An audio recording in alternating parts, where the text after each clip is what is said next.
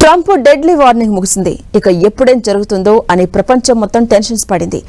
Trump అన్నంత పని చేస్తారా లేక మరో గడువిస్తారా అన్న చర్చ కొనసాగింది. అనూహ్యంగా ట్రంప్ గడువును మరో 2 వారాలు పొడిగిస్తున్నట్టుగా ప్రకటించారు. అంతకుముందు ట్రంప్ సోషల్ మీడియాలో సంచలన పోస్ట్ పెట్టారు.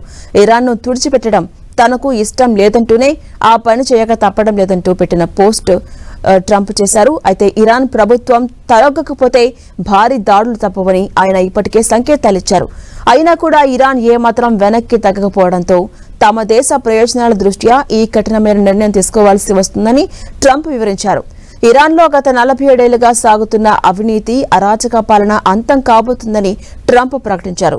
ఇది ఇరాన్ ప్రజలకు విముక్తి కలిగించే సమయమని ఆయన అభివర్ణించారు. ఇరాన్లో ప్రస్తుతం భిన్నమైన తెలివైన నాయకత్వం కనిపిస్తోందని, వారి వల్ల ఏవైనా అద్భుతాలు జరిగి యుద్ధం తప్పుతుందేమో వేచి చూడాలని ట్రంప్ తెలిపారు.